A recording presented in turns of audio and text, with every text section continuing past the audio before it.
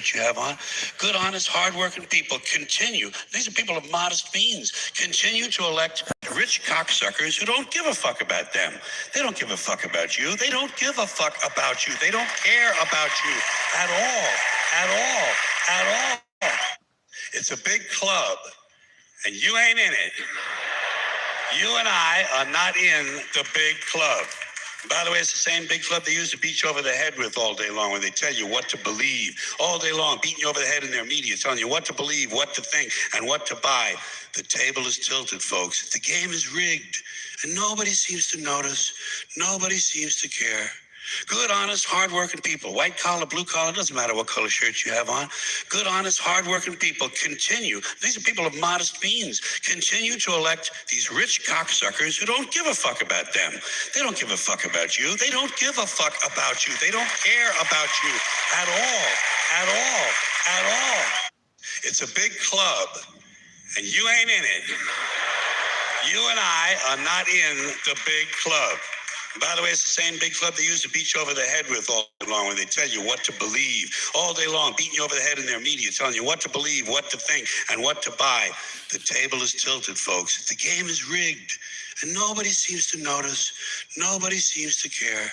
Good, honest, hardworking people, white collar, blue collar, doesn't matter what color shirt you have on. They don't give a fuck about you. They don't give a fuck about you. They don't care about you at all. At all. At all. It's a big club. This is not a scam. If you are an American over the age... Mondani, the guy in New York City. What is this game we're playing? Because the people voted, and they voted, and he won the primary. So it's supposed to be the Democrats get behind him, and then it's the Democrats versus the Republicans. Or are we doing something different? No, what did they try to hit him on? It was Israel. They thought that was his weakness. It was, dude, that debate was the most amazing thing I've ever seen in my life. So bizarre. First visit, I would visit the Holy Land. My first trip to Israel, my fourth trip to Israel. I would go to Israel. Mr. Mamdani. I would stay in New York City. My plans are to address New Yorkers across the 5 boroughs and focus on that. They go, he hasn't even pledged to go visit Israel. Well, they were all saying that was the first thing they would do once they became mayors. Go to They all Israel. Hey, We heard this place. Balance issues can lead to dangerous fall. A government crumbles, not because of money, not because of scandal, but because one man dared to say the truth. Israel is committing atrocities, and silence is complicity. In The Hague, Dutch Foreign Minister Casper Veldkamp has resigned, walking away from power because his own government refused to act against Israel's relentless war on Gaza. I cannot take sufficiently meaningful additional measures to increase pressure on Israel, he admitted. And with that, he left office. This was not a quiet departure. Veldkamp had demanded sanctions, proposed trade bans on products from illegal settlements, and revoked export permits for Navy ship components linked to Israel's war machine. He went further, banning far-right Israeli ministers Bezalel Smotrich and Itamar Ben-Gvir from entering the Netherlands, calling out their repeated incitement. A government crumbles, not because of money, not because of... I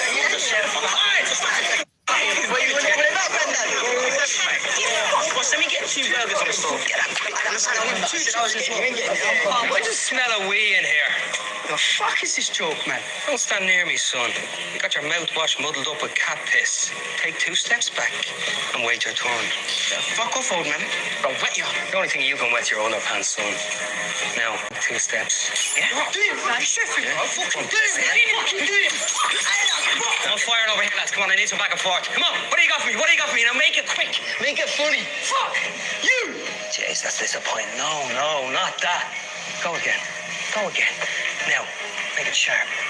Cut me with it. Fucking do it, man. Fucking do it. I'm fucking do it. Oh, shit. Come on, nigga, dickhead. Back to work. Stick my eyes. Grown-ups fight with their heads. That's where the real battle is. Now wake up, lads. Life's quick. You're slow. Life's hard in the bone top. This Christmas, all people on Medicare can receive a This is just a reminder that Donald Trump has still not sued Tiffany Doe or Katie Johnson. Of course, their stories need to be heard by everyone, and we need to be reminded of what they said in court. Check this out. We'll just look at these highlighted parts here saying, I was hired and paid directly by Mr. Epstein from the years 1991 to 2000 to attract adolescent women to attend these parties, most of which were held at what is known as the Wexner Mansion located in New York City. Tiffany Doe goes on to say, it was at these series of parties that I personally witnessed the plaintiff, Katie Johnson, being forced to perform various acts on Donald Trump and Mr. Epstein, going on to say that both of them were advised that she was 13 years old, so they knew that. She then says, I personally witnessed 4 encounters that the plaintiff was forced to have with Mr. Trump during this period, including the 4th of these encounters where Trump forcibly raped her despite her pleas to stop. Trump has used his lawyers to fight his battles over 4,000 times, and that's not even a hyperbole. However, despite the fact that Katie Johnson and Tiffany Doe said all of this in court, Trump has never decided to sue them. I wonder why. I think it's because if Donald Trump would have filed a defamation lawsuit, that would have opened the door to discovery, meaning the lawyers could demand to see a bunch of information that would point to the fact that Donald Trump is guilty. But of course, if he had nothing to hide, then he would have no problem opening up a defamation lawsuit. This is just a reminder that Donald After many business leaders, law firms, Ivy League universities all made the decision to cave and capitulate in the wake of Donald Trump's threats and intimidation campaigns, former National Security Advisor John Bolton's refusal to back down is notable because it comes after his home was searched.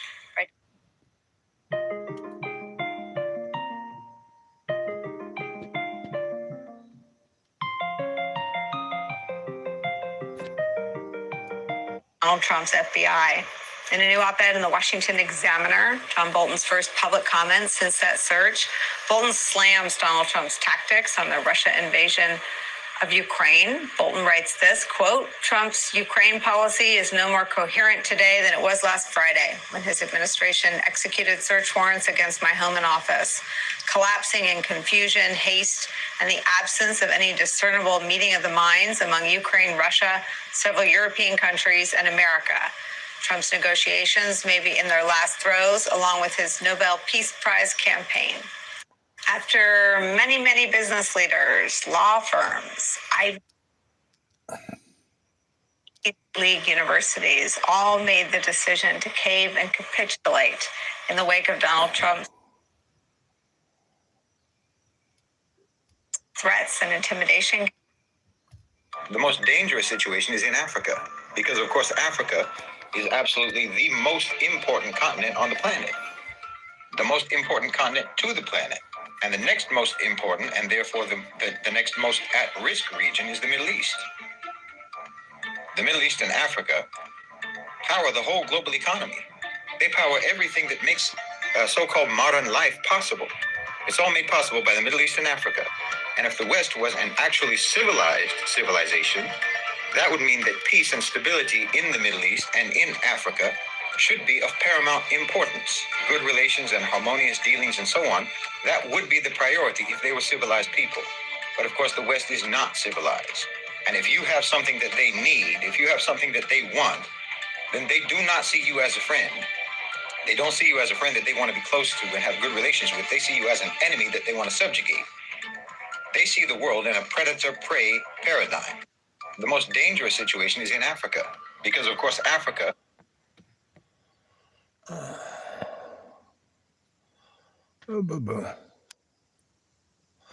Hey, good morning, good evening, good afternoon, and how you doing? We're gonna give a little phone call to our man, Mr. Machine. Hey there, Al. Hey there, buddy. You're on the air. How you doing? Oh, I'm doing pretty good. It's a beautiful day. It's kind of cool. I enjoy that. It's nice and under the shade, and I'm on the wire. And so what do you think about the world around you? What's going on in the world around you? Describe the world around. I couldn't answer your call because I got a letter in the mail from HUD. You know HUD. Yeah. The guy holding your mortgage. Yeah, they said the purpose of this letter is to advise you that HUD records reflect that a lien was recorded against your address property. Said if HUD's records are accurate, you obtain title insurance policy when you purchase a home, your title company may be liable for not ensuring that you acquired clear title of this property. Meaning, if my title company didn't clear it and didn't notify me about this, they're liable. Right. So if you obtain a loan to finance the purchase of the home, it's likely that the lender is not aware of HUD's lien, and it's possibly that HUD may hold the first lien position against your home. Right. My lender likely has title insurance and may be willing to assist you in getting HUD's lien satisfied. If you hired an attorney, blah, blah, blah. So that's what I'm dealing with. So why is HUD putting a lien on you? I don't know. They said I have a balance of $3,424. You mean on your mortgage? I guess. Yeah. Well, is that how it works? No, I would say, guys, I would call them up. I would send them an email immediately, so it's on the record that, hey, what is this $3,000, and who do I owe it to, and why am I getting this? I've been paying my. You have receipts you've been paying your mortgage, right? Yep. Is your property worth more now as your neighborhood become a more advantageous neighborhood? Is anyone wanting to take your property? Yeah, I don't think anyone wants to take my property. No. But, I mean, our value went up for sure, but not more than any other place, really. Have you heard from anyone you know that this has occurred to them? No. Huh. Yeah, it's really weird. It's kind of making me worry. So. Well, I would say go to HUD immediately. Like, don't talk to me. Go talk to HUD about, hey, what is this? Tell me exactly what it is and what you're doing, and what procedures are you going to take against me? Because they didn't say any of that in your little email, right? Yeah, no, they just sent me this letter, and I don't know why. It's so weird. There's no reason. I've never owed money. Well, I would go straight to them and say, "What is going on, kids? You know, what do you want? What's going on? What's the reason for this, etc." Right? And the other side of the coin is your title insurance company. They don't really represent you. They don't give a fuck about you. You're just a bladder to squeeze cash out of. I would go get find an attorney. Do you know any attorneys? I don't. I have legal insurance through my work. Okay, then use that. Okay. Go to them. I mean, don't talk to me. Get on the phone straight to those guys and say, what the heck is this? Okay. Because you have, the only thing you have within the justorial system is whatever,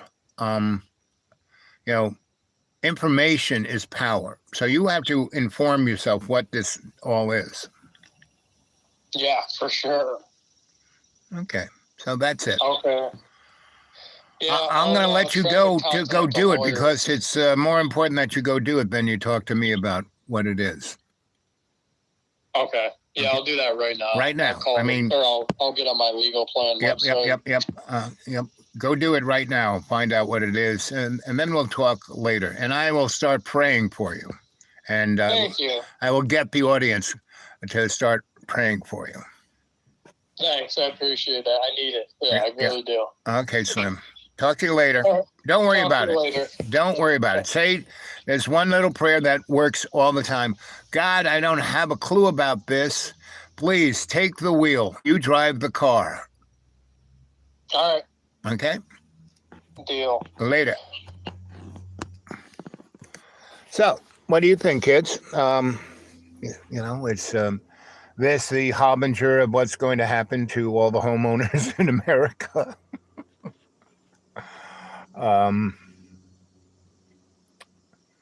The bottom line is, I own nothing, and that's a good thing. So, and I don't buy any. I have no credit cards. I don't buy anything unless I have the money to pay for it. That's it.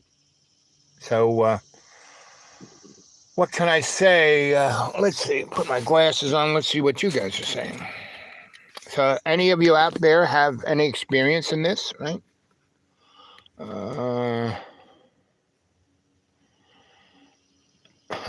Iran. Did you run? Iran? Are you running? I mean, Iran's a very interesting country. It was basically beholden by European imperial powers, and then when they, after World War II, they, got themselves out of that, and they elected a president who was very well educated, knew what was going on, was moving in the way to, and this is like in the 50s, to represent, and very democratically represent. I mean, he didn't want to be, aligned with the West or the East or, America or the communism. No, and he was just 100% for his people. And basically, the CIA, MI6, and et al. Got rid of him and put the Shah of Iran in, right? And Shah was there as a dictatorial character, and his level of democracy was to make Iran, which was Persia, basically a European state, right? So, I mean, everyone walked around in clothes like Europeans. Everyone was going for the old hollow dollar. Their money wasn't based on their resources, which is what the guy in 1950 did. He basically put it on resources, something valuable, right? And didn't, take money from the IMF or any of the above. And then, that's why. And the Shah of Iran was, as he got older, got tired of this and was trying, and he was like heading towards the door in his old age and wanted his son but he was trying to make Iran a more democratic state, and that's why he got cancer, went to America to get, the best medical care, and then died. And then basically the Ayatollah, which had been kept in Paris by the CIA, MI6, et cetera, they flew him in on a U.S. Air Force transport, and he was being helped down the ramp by General Secord and Ali North. And that's then a few years later, we had the oops of the Iran-Contra thing, and it got stopped right when they were getting into interesting stuff. Have they unearthed any of that? No. Anyway, we started out with George Carlin, right? And went through a number of interesting little TikToks. And now we're here, and there's 6 of you there. And good morning, good evening, good afternoon. Welcome to Dreamy Dreamland. And it's 18 minutes and 29 seconds into the show. And whoever H is Iran, and there's the flag, and there's any more. How did I end up? John B. here. Nice beard. Thank you very much. Right? It's got little bits of breakfast in it. How are you folks doing? And where are you? This is Mr. Iran in Iran, and John B. Where are you? And when I basically say where are you, not generally, let's see. Toronto, one of my favorite cities.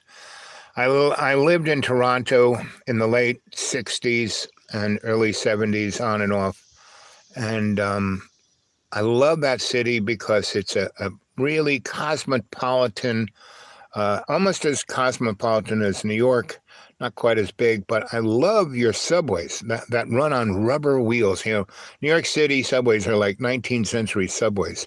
And, the electric, they run on DC. I don't know if they still do, but they used to run on DC and baby New York, right? But the thing I loved about Toronto was they had real amazing food, not just like Toronto food, but everybody's food and music. You guys are a music theater city. I mean, that was one reason why I was there.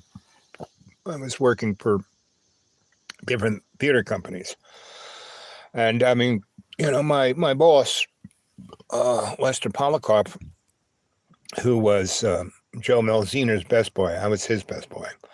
I mean, he did shows everywhere. I mean, he was the prince of Broadway designers. He was the house designer for Lincoln Center and Carnegie Hall. So, I mean, that's kind of what I got thrown into as a young man. And when I was going to college, allegedly studying this, I had that job. And my teachers were livid that I was doing this, right? And I was a member of IATSE and NABIS and Local 3, IBEW, and they were those who can't do teach, and they were pathetic teachers, right? And they used to give me a really hard time because I would just kind of blithely go, because I had two girlfriends in that Hofstra University, and I was, basically why I stayed there. And I had a radio show on their radio, and that was another reason I stayed there. And I had friends there, but otherwise it was, just a crappy, a mediocre, basically a Jewish brown, right? Basically, most of the kids there were going to be, so they could go to law school or go to medical school. And my mom was so prescient about me being with Catholic boys. I was, part of the IBEW. Back in the day when they were a real union, they were very socially conscious. You went to their house, the union house. They had a medical center there. They had, if you wanted something to eat, and if you wanted to go to school to get higher education, they had all those things in that school. I mean, in that union hall, right? You just didn't sit around waiting for someone to call your number to go off and do a job.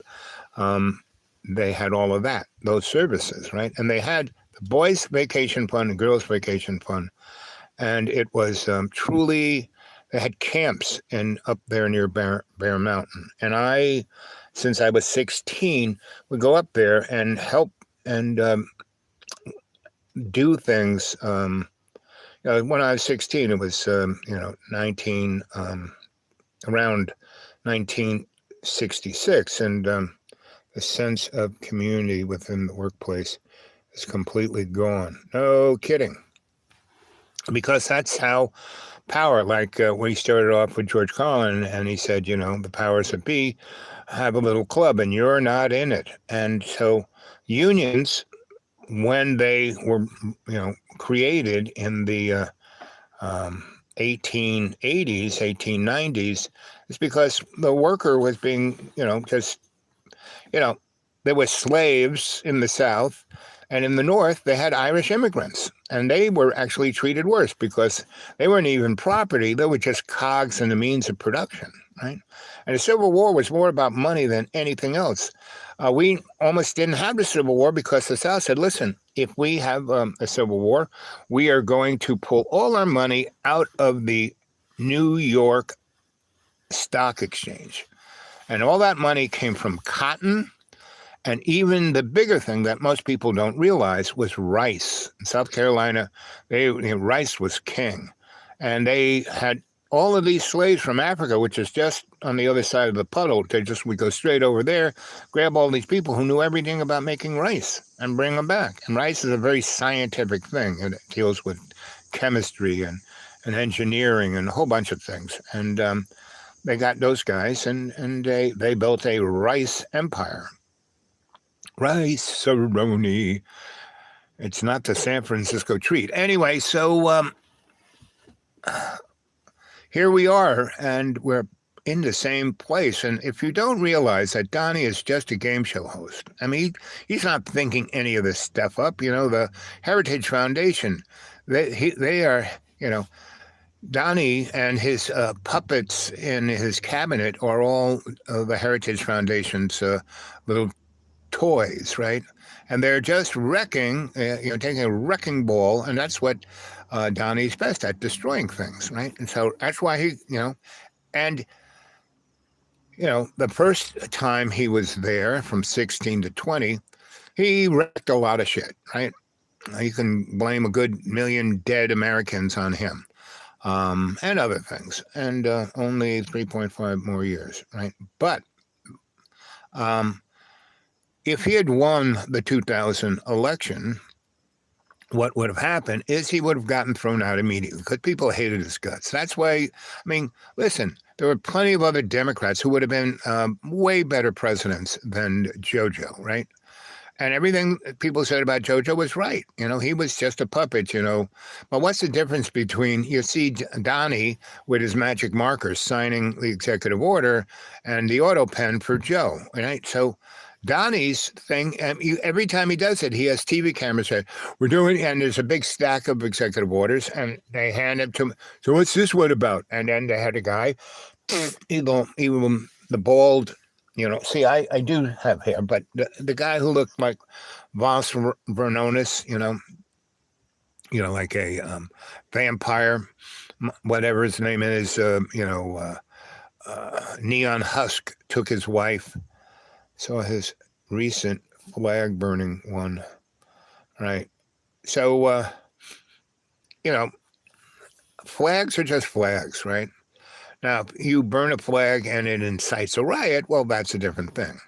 But the Supreme Court said that it's free speech. Me, not so much.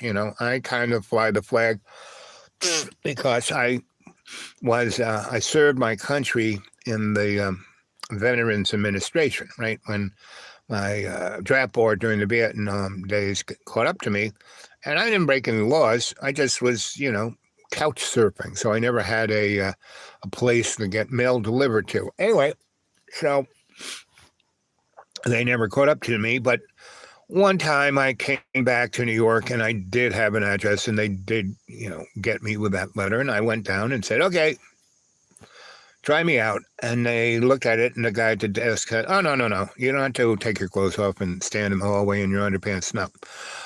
What you have to do is go up to the 5th floor and see Sergeant Larry.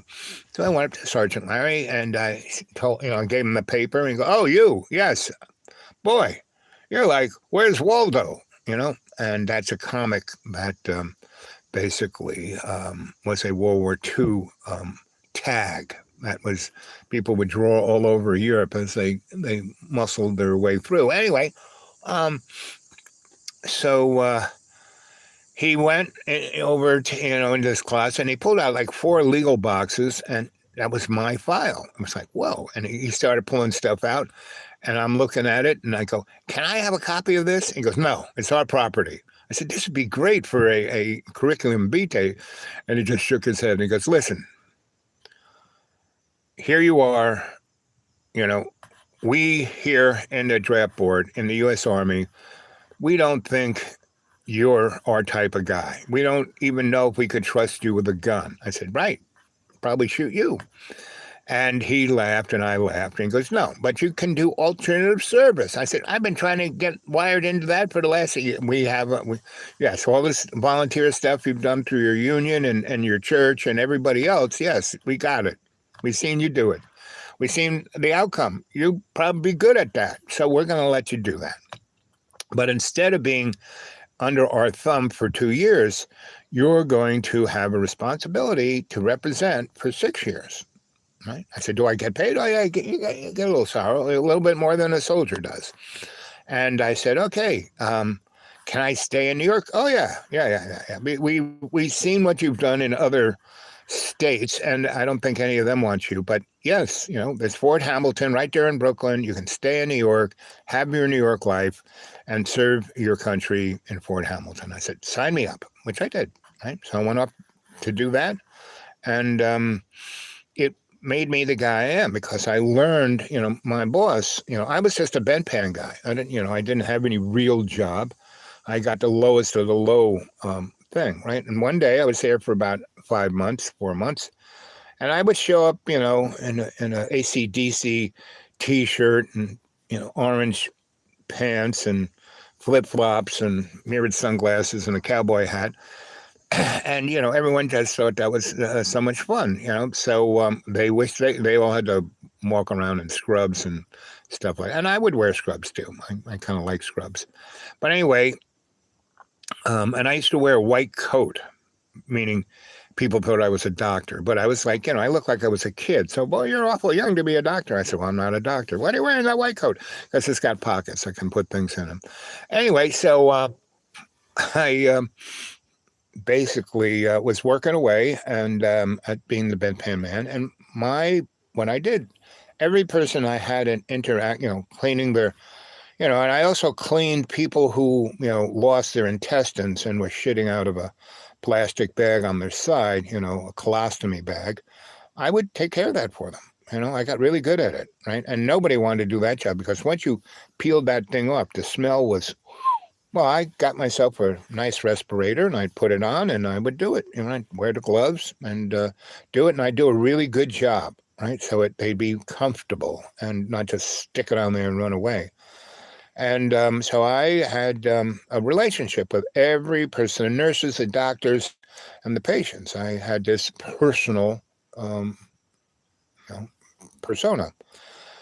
And after about 5 months, the boss, the colonel, bird colonel, walked in and said, Al, come here. Yes, sir. And my dad was a bird colonel, so I knew to say, yes, sir, no, sir, yes, sir. He goes, I said, have I done anything wrong? He goes, no, you're doing everything right. That's why I'm down here. He goes, I want you to be my protege. I was, protege? I said, Colonel, I'm a freak. And he goes, that's right. That's what I want. I'm looking for someone who always thinks outside the box. That's you. I've seen you actually talk to doctors and nurses about the care that these soldiers are receiving, and you're telling them what they're doing is not the correct procedure or shouldn't be done, or, maybe think about doing it this way or that way. And no one's ever done that. And you don't do it in an aggressive way. You do it in the most positive way, and you do it in the most cordial way, and so as not to get the ire of the doctors up. I've seen you do that. This is what I need. So I went to work for him, and the next 2 years, he sent me all over the country studying with different doctors. He sent me to Putney, Vermont, and this Japanese Shinto priest showed up. I helped him build his hambu. And I went to Davenport, Iowa, and at the school for osteopaths, right? And instead of putting in the 5 years that most of those guys do, I just learned the specific things. My colonel knew the guy who ran the place. I want to take this, and this. I spent 4 or 5 months there and learned a lot of things about osteopathy, mostly how to measure cranial sacral pulses, right? And how to adjust them with the feet. Your feet are the back of your neck, where all of the nerves kind of go up into the brain, and not just electrical circuits, but all these pulses, all these different pneumatic systems that are in your body. And down in your feet, it's like where the control buttons are. So I learned basically that, and other things, spinal adjustments and stuff like that. And then I studied Chinese medicine, acupuncture, homeopathy, and blood reading, where you take a little sticky thing to read blood sugar, and get your finger and you put it on a glass slide, and then you put the cover slide, put it under a microscope, and you see how the blood cells are doing, right? It's amazing. You look at them, and healthy blood cells are these little basketballs that are gold, that are like, they vibrate with this energy of life, of love's co-creation, right? The sick ones, the ones that are diseased, meaning they have no ease, right? And so they're like gloppy, black, brown, and they have a tendency to glop onto each other like a pile of garbage. And really sick people, that's all there are. Healthy people have a lot of those little golden basketballs singing. So good morning, good evening, good afternoon, and welcome to Dreamy Dreamland with Sensie Owl Bob. That's me, your griot here to tell you stories, give you insight, and I'd love it if you gave me some more thumbs up and, come on, subscribe, and let's get some more people watching. And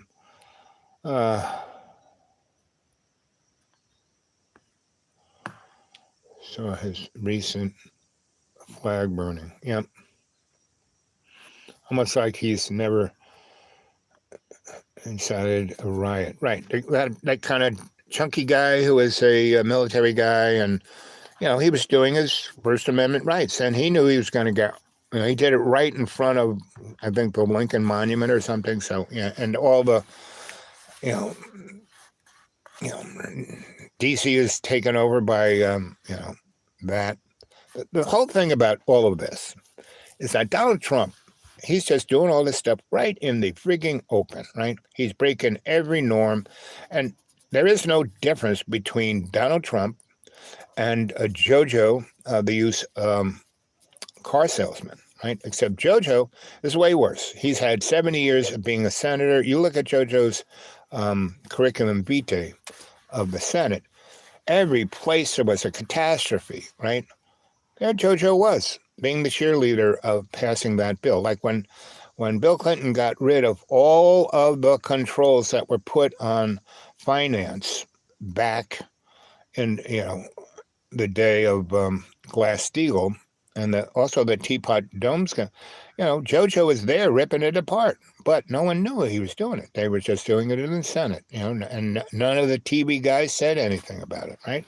And then, 6-7 years later, we had the 1986 savings and loan collapse, which was, from that point there, that's where the credit card debt was increased, and people just went into slavery, right? So there you go.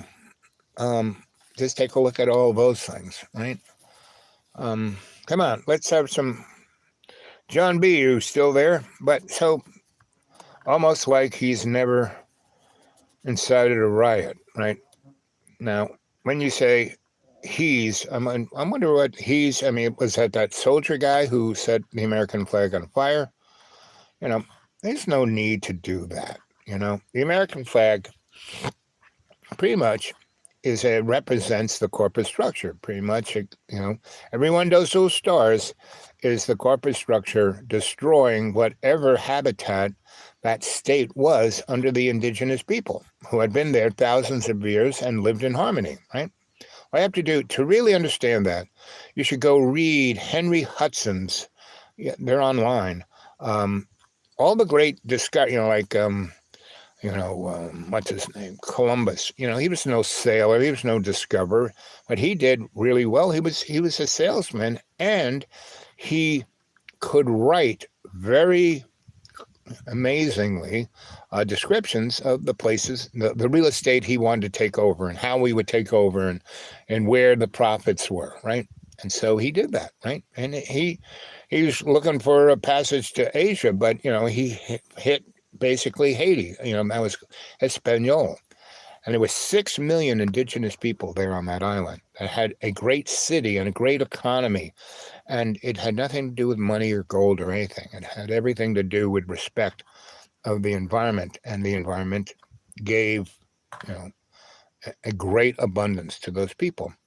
And they saw the big ships, and they had no idea what the heck those things were. So they went up there in the canoes, and the guys were delirious, and they brought them back and nursed them back to health. And first thing Chris wrote in his book, these people are great. They're tall, they're beautiful, they're handsome, they're really smart. They have a great culture, a great economy, but they have no money and they have no idea about finance. And we can steal it all from them. And he did. You know, when he left, he took about 20 of those people to show the Queen of Spain what they look like. And those guys didn't make it out of Europe. You know, they all got infected with whatever gunk Europe had at the time. And then about 2 or 3 years later, you know, Chris came back with his psycho son and an army of about 2,500 berserkers, all with guns, swords, and cannon, and took the place over. And basically destroyed the environment, cut all the jungles down, and built things to grow tobacco, cotton, sugar, right, and corn, and all, you know, cash crops, especially sugar, right? Sugar and tobacco. Made a fortune. Oh, there's Buzzy Bee. Can you hear him? He's nearby. I can't see him, but he's nearby. Anyway, there's 2 of you there. Got any questions? Got any input? You know?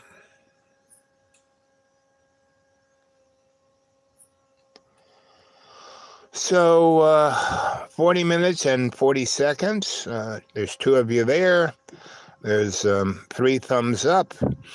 I'm going to bail, and I'll come back. I think it's about almost 2 o'clock. I'll come back 3 or 4 o'clock and see how many people can show up for that. Okay.